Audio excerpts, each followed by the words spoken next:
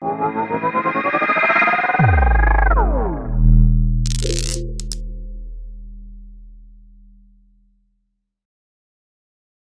you very much, Chris. So the impact of COVID-19 on our lives, whether from the disease itself or indirectly from the decisions and actions of governments around the world, has been impactful, to say the least. From changes in things like business plans, employment, and travel plans, to significant things like declines in economic growth, businesses closing down permanently, and of course, lives lost directly due to the disease, as well as indirectly because of simply lack of resources.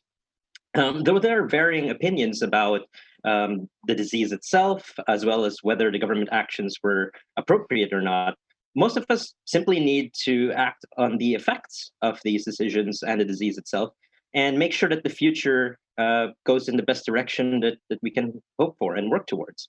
So I'm Traven Keith, co-founder of BitStory and advisor and consultant to many projects and fueling the caffeine industry, of course. And I'd like to welcome our audience to this panel discussion titled "The Post-Pandemic Economy and the Endless Reserve Funds." I'd especially like to welcome as well our great panelists that we have today, all of whom have the extensive experience and expertise to tackle this topic head on. While all of you, of course, have recognizable companies, I'm sure that many of our audience recognize them just right off the bat, as well as personal profiles around the crypto space. I'd still like that everyone go around and kind of just introduce themselves. So let's start with you, Max. Yeah, sure. Thank you very much, Trevor. I'm really pleasure to be here tonight. My name is Maximilian Marnbach, and I'm the head of banking and payments for Kraken for the EMEA region. And my team and I, we're working on resourcing, sourcing, onboarding, and basically finding the right fiat rails for our clientele. And I've been with Kraken for 2.5 years now. And at my previous slide, I've been working in the banking sector in Amsterdam. Awesome. Thank you, Max. Very happy to have you here. Vinny, are you here? Yeah, I'm good. Hey, guys. Thanks for having me. So I'm Vinny Lingham, co-founder CEO of Civic Technologies, civic.com. We are a identity and payments wallet, so you can store your Bitcoin, Ethereum, and other cryptos in the wallet. It's the only wallet that's insured for up to $1 million for free for all users. We just launched it this week, so it's now available in the app stores. And very excited about other applications of using your identity, including COVID-19, health status, etc.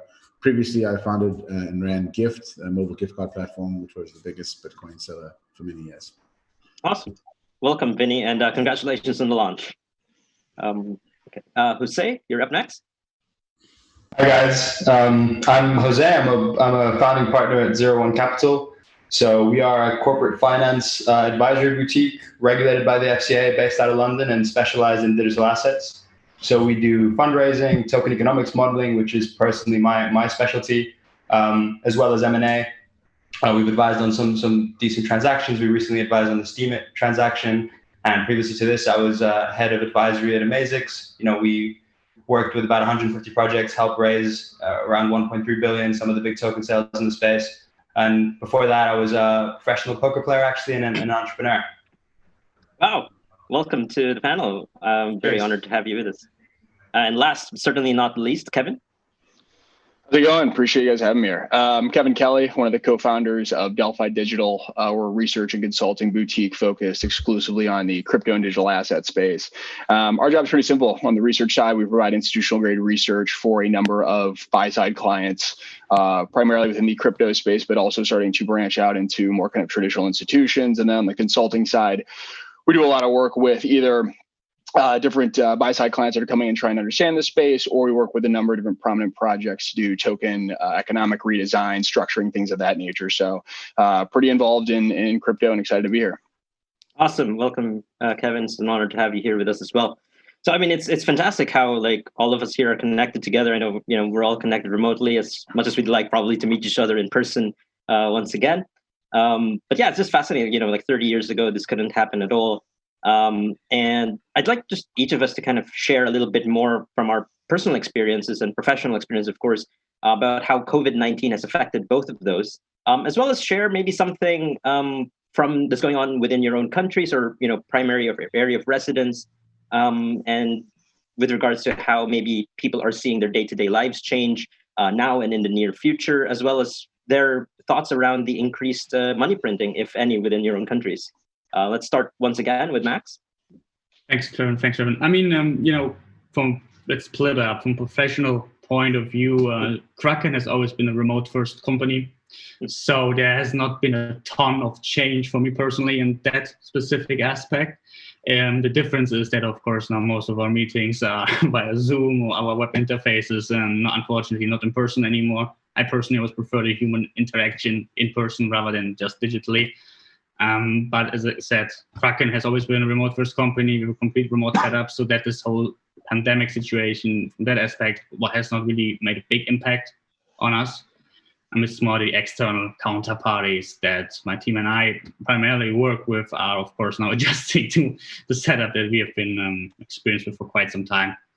Some private setup, of course, I'm not going to disclose exactly where I am at this moment, but what I see from my perspective, I get a little bit more careful, not because that I care a lot about my own health, but rather that I don't want to affect anyone else.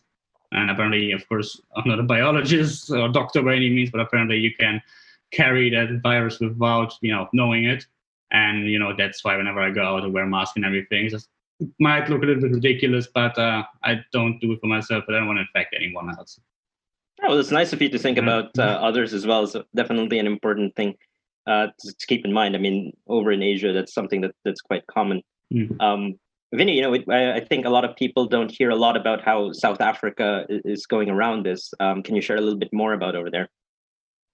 No, I actually am based and live in San Diego. So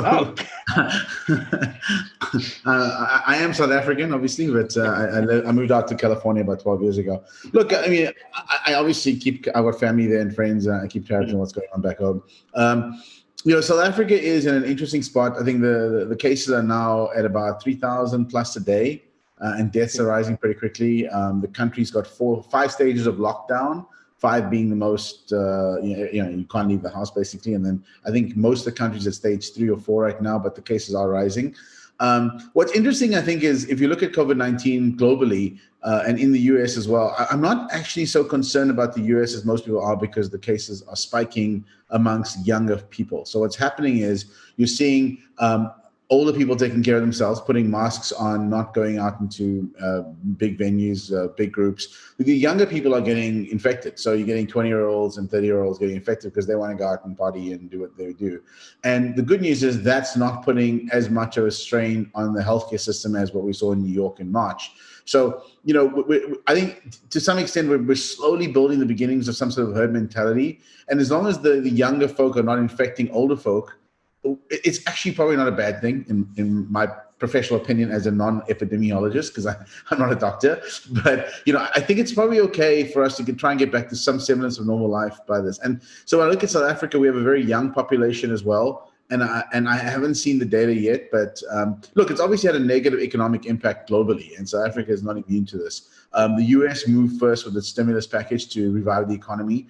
The dollar, I think, is probably going to get stronger as the rest of the world catches up and has to produce stimulus packages, in their own native currencies. And so let's just see how it plays out. But I think the next 6 to 8 weeks will be telling. But as long as I think the affected population groups over 50 are careful and extra careful, hopefully it doesn't have too much impact on the medical system, and we can get back to normal quickly. Certainly. I mean, I've just heard a lot of talk about the second wave, and that's something that, a lot of people want to avoid having a strong negative impact, and, just getting back to regular life as soon as possible, because the longer this goes, it definitely has a big negative effect. So Jose, do you have anything further to add from your perspective on this? Not really. I'm from Portugal, although I live in London. I went back to Portugal for most of the lockdown. It was interesting to see kind of the difference in approach. I guess London was much more relaxed about the lockdown. You go cycling around, you still see people going around. You see groups of people in parks and stuff. Whereas in Portugal, when I got there wasn't a soul around the place. So quite obedient people, I guess. I don't know. I've been tested 3 times. It's quite unpleasant. Don't know if anyone here has been tested, but they shove like a pretty big thing just up your nose, pretty deep, and scrounge around a bit. So that's been, I don't have it, never had it, in case anyone's wondering. yeah, overall, it's all right. It's been, I mean, in terms of lifestyle, obviously it's horrible seeing the human devastation. But for my lifestyle, it didn't change much, because it's just I need to make less excuses for why not to go out with people and stuff. So, but yeah, humanly, obviously it's a horrible situation, especially in the UK. Well, I'm happy to hear that you don't have it, despite being tested 3 times. I mean, that sounds very unpleasant for sure. But again, happy that you don't have it. Kevin, do you have anything to add from your side with regards to also even from the personal experiences and connections that you might have and things that you've seen? Yeah, I mean, echoing a lot of the thoughts from these guys. I mean, I've been in New York City this whole time, so kind of right in the hotbed of some of this. So initially, obviously, very surreal when everything got locked down, and I think people took it a lot more seriously than I initially anticipated, which was great to see for a number of reasons. But I think now that we're getting to this we'll call it this reopening stage, right, in various phases, I do think that, to some of these other guys' points, we're certainly very far from being out of the woods on this. And I think even you just look around locally, right? I mean, I have a handful of kind of go-to restaurant spots, for example, that have unfortunately had to close up shop. And that's certainly not something that's, native just here to New York. That's happening everywhere. And I think as we reopen, and we can get into this with some of the more, macro talk or markets talk, certainly going to be, I think, another inflection point here with policymakers, where they have the decision where you continue with this playbook and trying to stimulate, the economy in any way that you can. And obviously there's going to be ramifications from that with all the money printing and all the fiscal stimulus as well. But on the flip side, you're going to have a lot, and you're going to continue to have a lot of small businesses, a lot of, restaurants, especially like I mentioned here in New York, a lot of people that are still out of work and unemployed. And so, policymakers are basically stuck between a rock and a hard place. Do you either risk letting the economy potentially roll over even further, and in which case policymakers would have to step in and probably even larger stimulus packages, or do you continue with this playbook and run the risk of these long-term implications or consequences from rising debt to GDP levels and things of that nature? So certainly an interesting time, and I definitely think we're getting back to another inflection point here. Yeah. No, I mean, that's the same for me. I like one of my favorite restaurants where I go to for all of my meetings here in Switzerland. They're closing up shop. I mean, it's a permanent thing. I mean, yeah, there's certain bills that they could get, loans and things like that. But I mean, they have to pay back that loan. And if they don't feel that they could do that, really, what's the point in moving forward in that direction, unfortunately? So, yeah, I mean, we're all here connected over Zoom. And obviously, the demand for Zoom, as many of us have seen in the stock price, has been just going up in that direction. And also, of course, many people complaining that Zoom servers are down, or any of these video conferencing things are going down. But within your own projects, have you seen any increase or decrease of activity over the past few months? Or are there any interesting stats that you could share, like maybe an uptick of activity on Sunday at midnight or something like that? Try to go around the opposite direction. And Kevin, we'll start with you. Yeah, I would say, I mean, certainly a lot more, face-to-face interaction from this standpoint. I think one thing that we're seeing with a lot of, projects that either we consult with or that we're researching and talking to, there is this interesting kind of disconnect between, the projects that are continuing to innovate, continuing to build. I would say just in general, the innovation within this space obviously hasn't slowed up. But there are kind of nuances to that, where you have certain, projects we were talking to that were going out and planning to raise a round that obviously, COVID threw a bit of a wrench into that.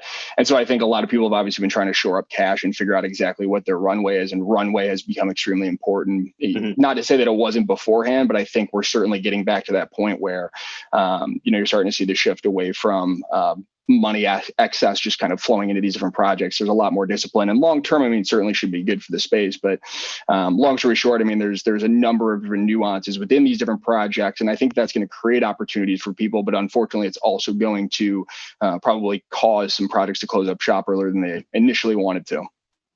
Yeah, it's always unfortunate when things happen that way, especially if they're doing everything correctly.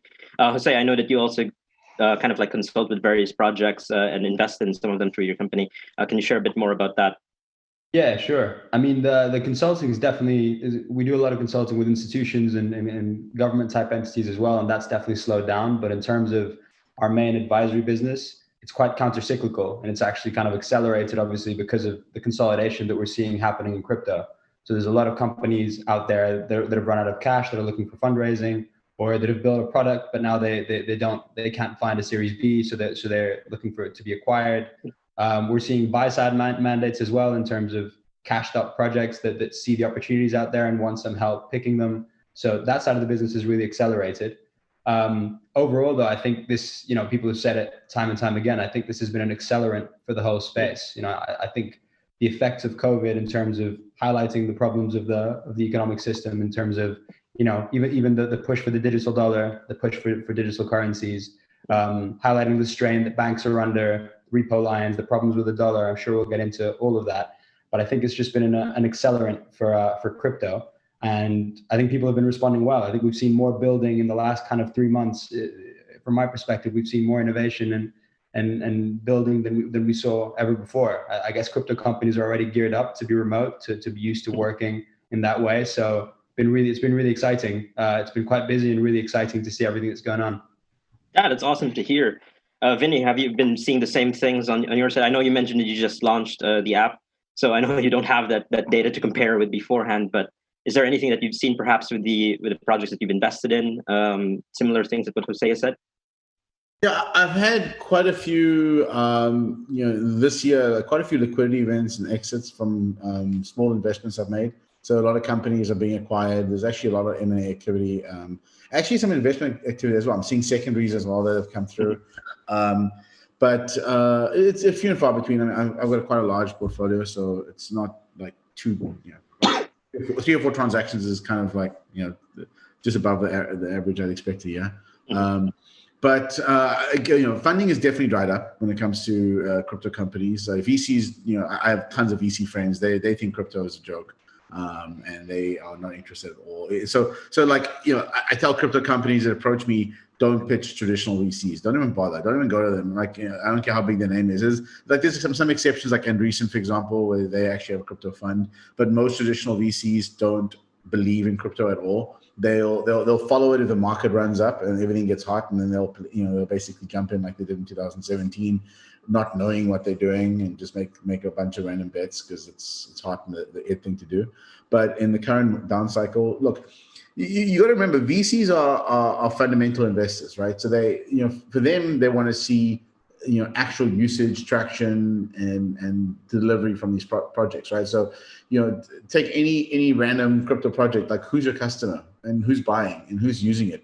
And at the end of the day, right now, all the crypto boils down to like one use case, which is speculation and trading. Okay, so the guys making the most money are basically the casinos, right? The big exchanges where people are basically speculating on the future price. There's no fundamentals that are driving the price right now, with the exception of things maybe in the DeFi space where there's some yield, and even then, it's kind of a derivative yield. So you got to look at when you look at the token economics, the models that are out there, and what's going on, the fundamentals are very weak in crypto today, and speculative at best, because a lot of you get obviously the very far left, far right views, the maximalist view versus the anti-Bitcoin view, and what we're trying to figure out is what, and by the way, no one has got real hard numbers, and I'd love if any of you guys up there challenge me on this. There aren't really any hard numbers that you can use to make a crypto investment on today. It's all kind of future hope and speculation and anticipation, like what's going to happen, right? There's very few things. Like if you look in the traditional financial world, like this is why Gates and Buffett and everyone else from the financial world looks at crypto, and just doesn't think there's anything there, because there's nothing you can point to in terms of a return that's not based upon a capital gain. There's no yield-based returns in crypto today. Yeah, that's obviously quite understanding, and it's something that I've seen as well with the VCs not generally being, interested in crypto because of the exact points that you just mentioned, and many other people as well, angel investors included. So yeah, hopefully we move forward from that and actually start building more value to attract these people coming in.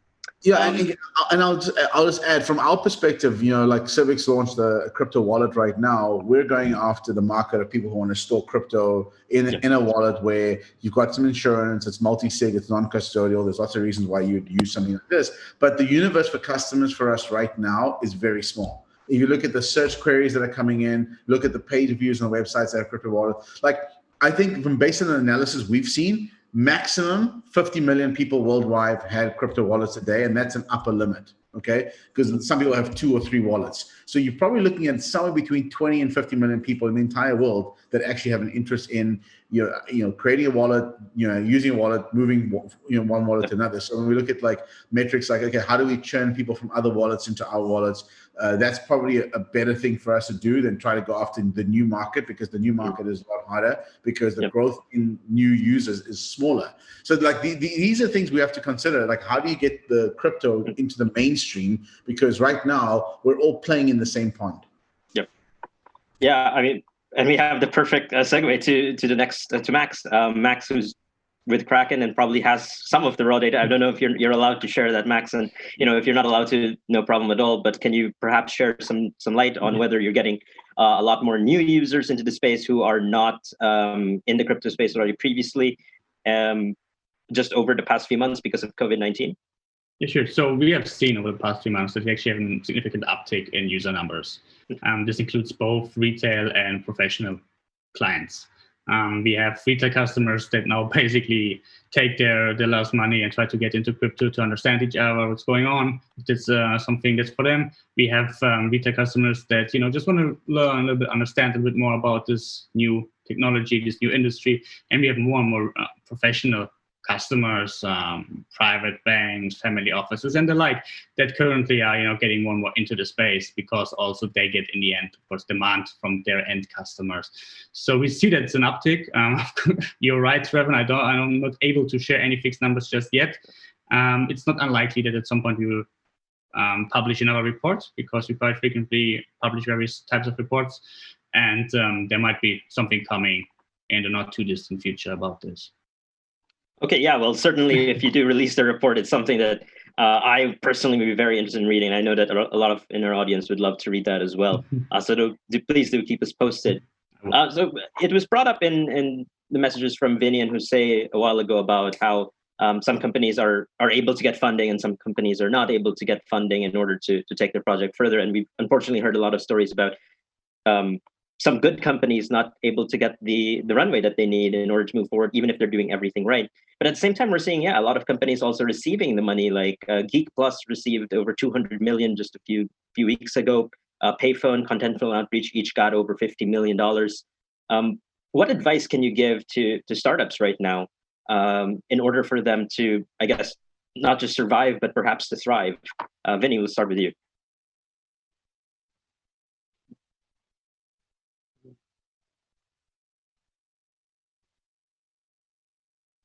Hello? Sorry. For some reason, I couldn't unmute there. Oh, it's okay. So sorry, I lost my train of thought there. I was trying to get back in. So can you just repeat the question again? Oh, so it's just, what advice can you give to companies that are struggling, other than that don't approach traditional VCs if you're a crypto company? And not just to survive, but perhaps to even thrive in these current conditions? So look, I think first of all, make sure that you understand what your cost base is and what your runway is, right? So that's a very important metric to manage. Like if you've got $500,000 and you're burning 250, you're out in money in 2 months, right? So can you cut that down to 100? Can you cut it down to 50? How low can you go? I think at this point, a lot of crypto companies have already learned the lessons of holding too much crypto through the winter and not selling early enough. When Ethereum was at 1,400 and 1,200, they just held their crypto believing it would just keep going up or at least stay there or it wouldn't drop 50%. I was an advisor to a few companies. I told them to sell. They sold. They're still running today because they didn't hold the crypto for that long. It's now that we're at the bottom end of the scale, it doesn't really help much because it's kind of bottomed out. It's down quite a bit.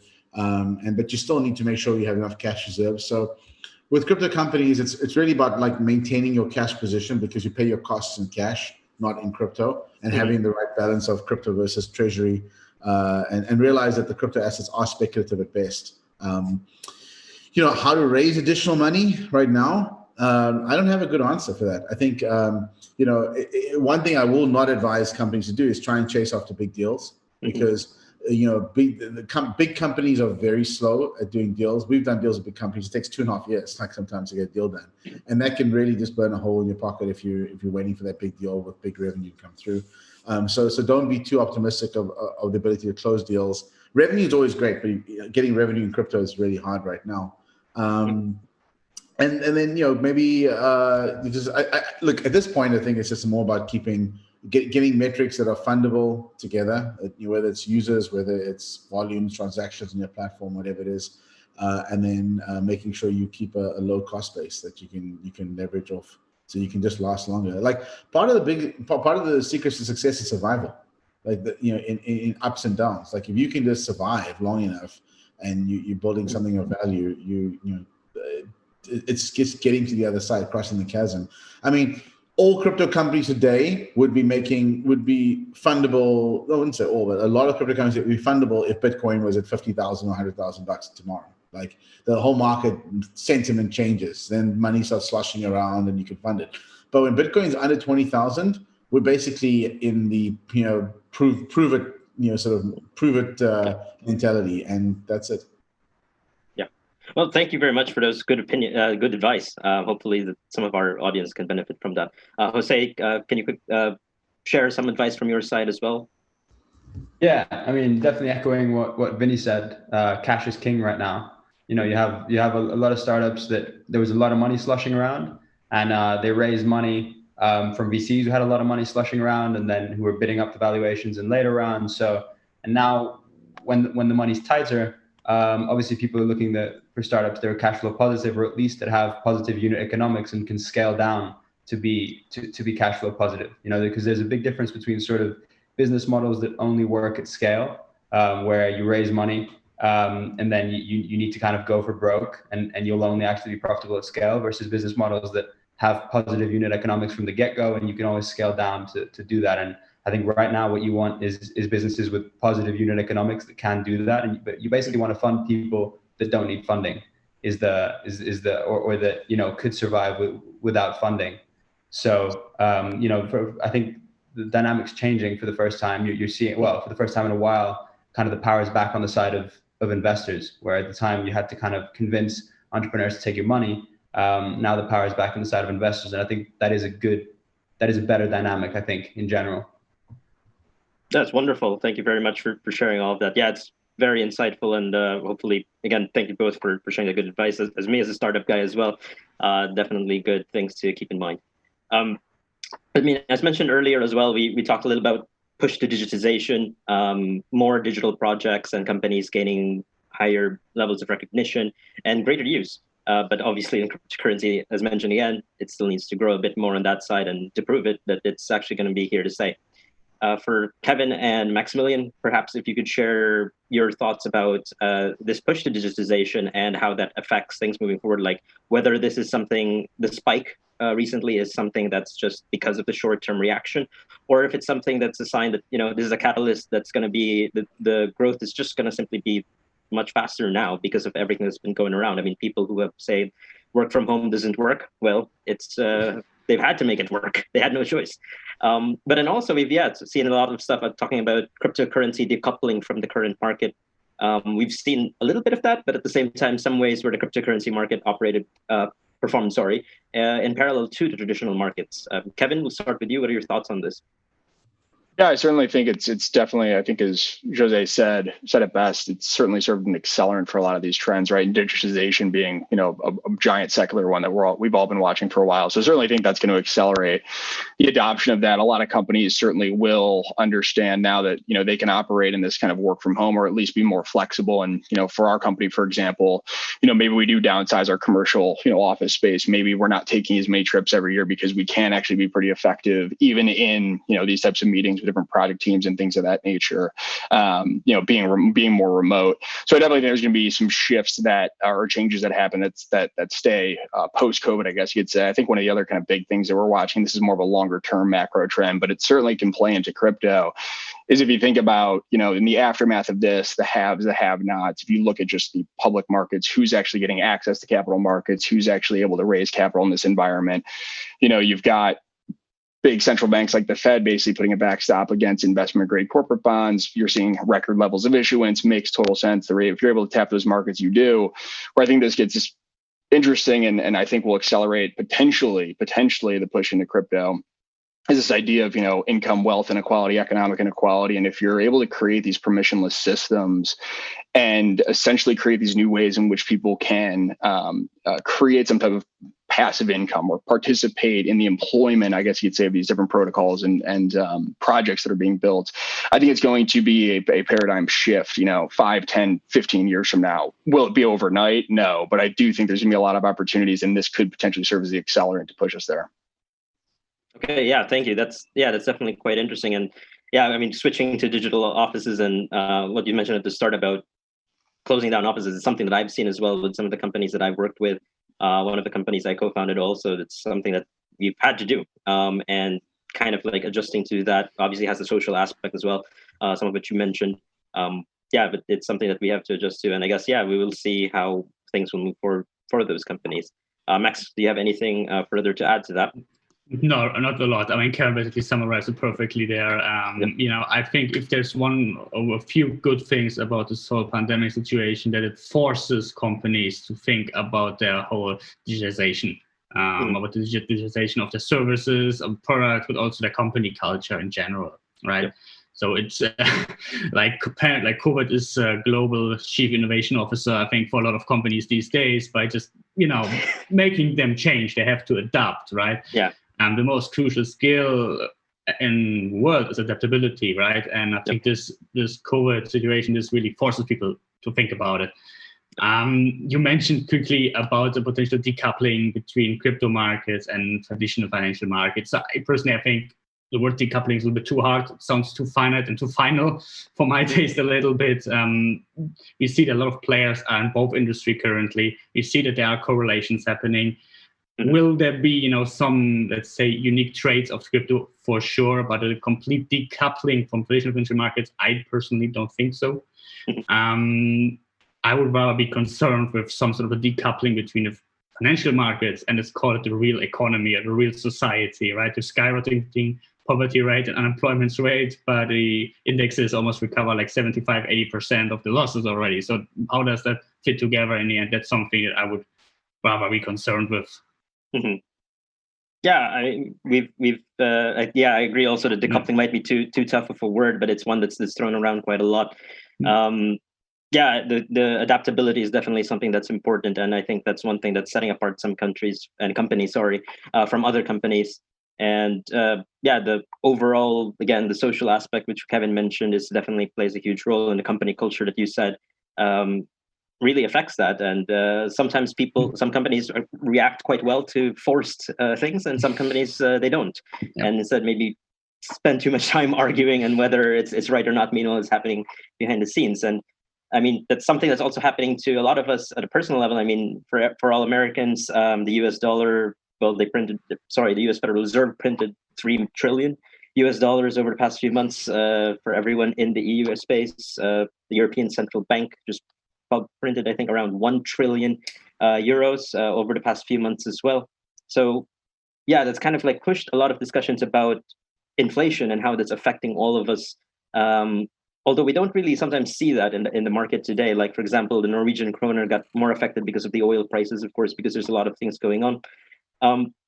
So I'd like, as a last question to everyone here, to kind of comment on how a lot of this is likely to affect people's viewpoints on this moving forward. And in addition to that, there's a common sentiment common statement rather, in this cryptocurrency space today, where they consider the addition of more tokens and more coins into the space as sort of like that inflation as well. As many of you have mentioned, that there are a lot of more existing people in the space that a lot of companies are targeting rather than getting new people on board. So in a way, their money is getting diluted instead to a bunch of different coins. So I'd like to hear your thoughts on this. We'll start with you, Max, since you're already here. Okay. I mean, do I think that the addition or the listing or the creation of new coins is somehow linking to an inflation of Bitcoin somehow? Is it linked? I do not think so. I think over the last few years, there have been a lot of really, really bad projects out there, a lot of scam projects out there. We've been flooded with tokens left and right. And I think, most of them are just there to die. And most of them luckily died because we're a young industry. We are, at 0.5% done, maybe at tops. I mean, who knows how the industry is going to look at in 5 to 10 years? I don't know. I'm not going to make a 100% statement on that one. but it will definitely look different than it does today. So we are a young industry. We have to have still some sort of a self-cleaning process, I would call it. Some people might call it a bit harder, call it a purge or something that we need to see whether or not, some of these projects that are out there have to be dead, have to be killed in the end, because they're just scam projects. They don't really add any significant value. I think, Bitcoin is Bitcoin. By now, it's going to hit to stay. You have a hard limit at 21 million. And I think there's nothing is not linked to any other tokens left and right. Personally, I don't consider myself to be a Bitcoin maximalist by any means. I think there are several good projects out there, several decent coins out there that have make a lot of sense, very valuable, have a lot of logic behind it. But I don't think they're necessarily linked to each other. Yeah, thanks for sharing your thoughts on that. Vinny, I know that you're definitely not a maximalist because you have your own coin as well, a token, sorry. So please feel free to share your opinions on this. I'm a reform maximalist. I used to be a Bitcoin maximalist. So look, I think I have a reasonably balanced view of things. And like, if Bitcoin was clearly going to be the winner, it would be a market dominance of 99.9%.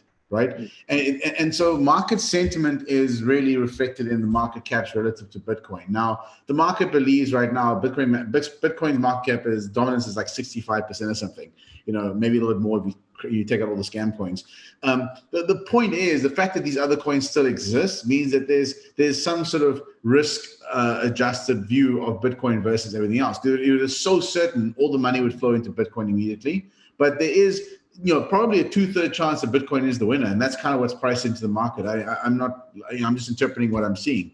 And so what's really happening, in my opinion, is that people are saying, look, we're pretty certain. 2-1 is a pretty good certainty. It's like a football match between maybe Barcelona versus I don't know, some English Premier League middling team. They still have like maybe a 20-30% chance of winning, but they're probably not going to win, right? And that's kind of the same thing here. Bitcoin is probably going to win if you look at the percentages, but it doesn't mean it's guaranteed. And so what's happening is, with that other 33%, people are taking a spread of positions, right? So any World Cup you go into for soccer or any sport, the favorite is never 100% chance of winning. There always can be upsets, things can happen, but it's just generally a good bet to bet on the favorite because the payout is good. And but if you bet on like an outsider at 10-1 or at 100-1, you can make a lot of money. It's kind of the same thing in crypto right now. There are a lot of outsiders. There's lots of money that's going against the grain and saying, let's see if these things work. Most of them will fail, but one or two of them may take off enough to be at least a second place or third place, maybe even beat Bitcoin, who knows? But that's kind of how I look at it. It's all about risk-adjusted numbers based upon what the market's saying. Okay. Yeah, thanks for sharing all of that. Sorry, who's? It was me. Okay, yeah. You wanted to? Are we hitting time or? No. Please, let's just finish up, I guess, and so you can share your thoughts on the inflation side of things. Yeah, I just think that the idea of inflation is kind of a relic from the name cryptocurrencies. When everything was competing with Bitcoin. I think in reality, Bitcoin is trying to do something right. In my opinion, it's trying to be digital gold, which is an incredibly important thing. But I don't think by any means that all other cryptocurrencies are competing with it. Certainly some are. Some cryptocurrencies, the only way for them to win is to become a store of value. But others have specific use cases within their ecosystems, right? And those are the ones that we're really interested in, because from my perspective, for too long, we've seen just competition at the layer one. Everyone wants to build the new Bitcoin, the new Ethereum, whereas these things will only become valuable, in my mind, and I'm obviously not a maximalist, as you can probably tell, once you've built the ecosystem on top of them that will make them useful, because obviously self-sovereign money, self-sovereign digital gold, that's useful. But if every time you have to go and use it, if you want to earn interest on it, if you want to take loans, you have to give it to someone. It has to be custodial. You have to trust an institution. Then it just doesn't work. The only way, I think Bitcoin started a kind of revolution. I think from my perspective, it's a new form of human coordination.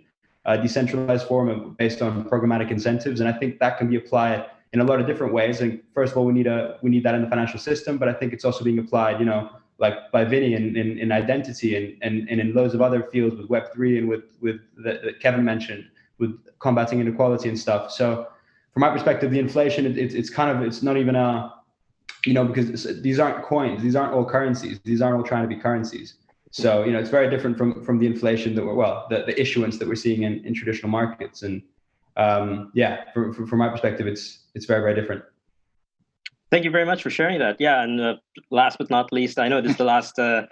We've gone a little bit over time, so I'd like to take time to say thank you to everyone who's still watching us today. So, Kevin, can you round up this? I know that you have some interesting perspectives as well, perhaps in comparison to like fiat inflation and the difference with cryptocurrency about certain aspects of algorithmic based stuff like that.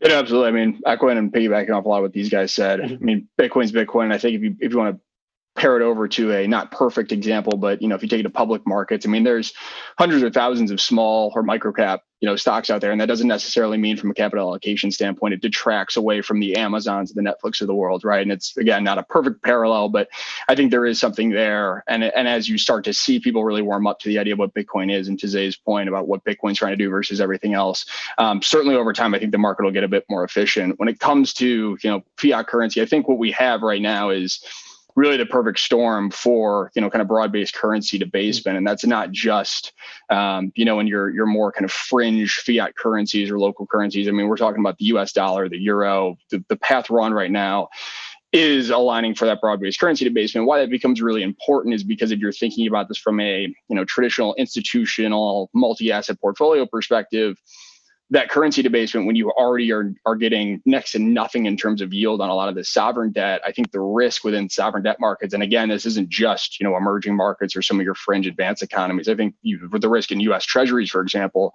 is a lot higher than most people give it credit for, because again, you have this idea of a risk-free asset. And when you talk about currency debasement, right, if the dollar devalues 10%, all of a sudden if you can get 1% yield on a 10-year, all of a sudden doesn't look so attractive, right? And so this idea of the kind of global shortage of safe haven assets, I think, is going to be, again, not something that Bitcoin or the crypto digital asset space takes 100% of, but just being part of that conversation, right? The starting point matters, and because this market is so small, that's what gives you that asymmetric return profile. Because gold, for example, could attract more nominal value over the next 10 years, but Bitcoin, could do a fifth of that, but have 5x the return, right? Because the starting points matter. So thinking about it from that perspective, I think it's going to create a lot of opportunities here, as we kind of get through the aftermath of all of those. Yeah, thank you very much. And great that you brought up gold, because that's something that a lot of people in the crypto space tend to forget about, that there's these other potential places that people can go to if they don't like this immense money printing. So unfortunately we went a little bit over schedule, but I appreciate everyone's time. And thank you very much once again to everyone. You've shared fantastic information that I'm sure, just me, myself personally, I appreciate very much. So once again, Max, Vinny, Jose, and Kevin, thank you very much for being on this panel. And again, thank you everyone for watching. Much, guys. Yeah, thank you. Much, guys. Thank you very much. Bye. Appreciate it. Yeah, and Trevin, thank you. And yeah, definitely. Thank you, Vinny, Jose, Kevin, and Maximilian. Absolutely phenomenal panel. And thank you for your insights. They're very valuable.